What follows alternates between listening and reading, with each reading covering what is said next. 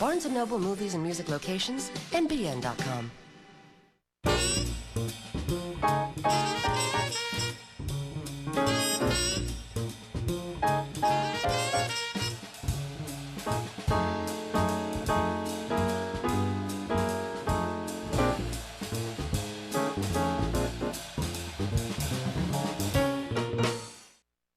Hi, I'm Robert Osborne. It's time again for this month's Friday Night Spotlight, an exploration of some of the films made by director and choreographer Charles Walters, somebody who, based on his work, really should be much better known than he is today. And with me, as he's been each Friday this month to talk about Charles Walters, is author Brent Phillips, whose newest book is Charles Walters, the Director Who Made Hollywood Dance, out this month. Welcome back, Brent. Thank you for this final week here. Thank you very much. Oh, great to have you here. Great. Well, up next is an MGM musical from 1962, directed by Chuck Walters, starring Doris Day, Stephen Boyd, Martha Raye, and Jimmy Durante. It's Billy Rose's Jumbo. Now, made in 1962, but, you know, MGM wasn't making musicals much at this point.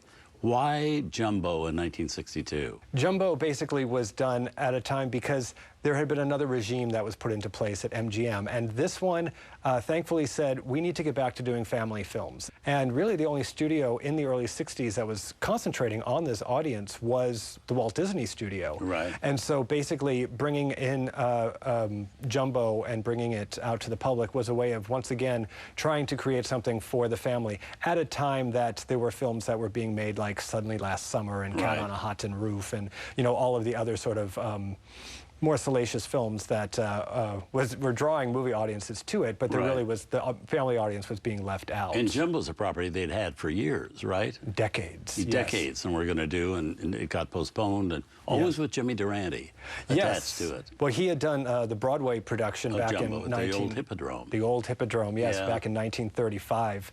And he, you know, so he very much stayed a part of it. And through all of these variations, the person who was very much behind the scenes trying to get the musical stuff together was Roger Edens. And so for this film in 1962, one of the first things Chuck said was, we need Roger Edens to come in to do this. Roger Edens had already left the studio, but he said we need Roger Edens because he knows this material from decades of working on it. So talk a little about Roger Edens. Certainly.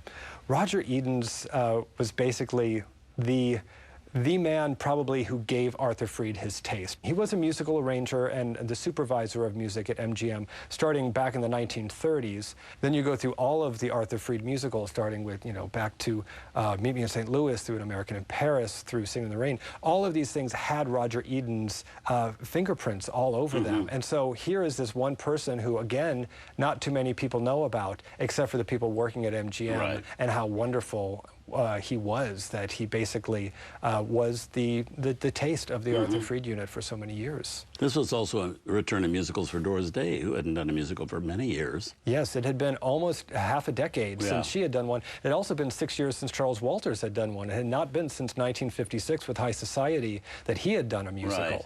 And so you can only imagine. Because that's why they were all passing by musicals in those days. Right, and if you think, you know, here's one of the greatest talents of the movie musical of all time, Doris Day, but she wasn't making musicals. And it almost seems like a crime nowadays. So it's wonderful that MGM was going to put the backing behind doing Billy Rose's Jumbo and bring Doris Day together with that magnificent Rodgers and Hart score. And Chuck was over the moon because, as he said, you know, he had sort of wanted to do Jumbo for years. It was even rumored in the 1940s that he might be doing one of those many versions of Jumbo. And so the enthusiasm that was coming out of Chuck Walters, bringing in all these people, working with Doris Day, bringing Jimmy Durante back, Martha Raye, who hadn't done a film since, I believe, the Chaplin film that she had done. Monsieur Voodoo. Exactly. So the enthusiasm was just cheerleaded by Chuck Walters. Well, let's see the movie. Here it is from 1962, Billy Rose's Jumbo.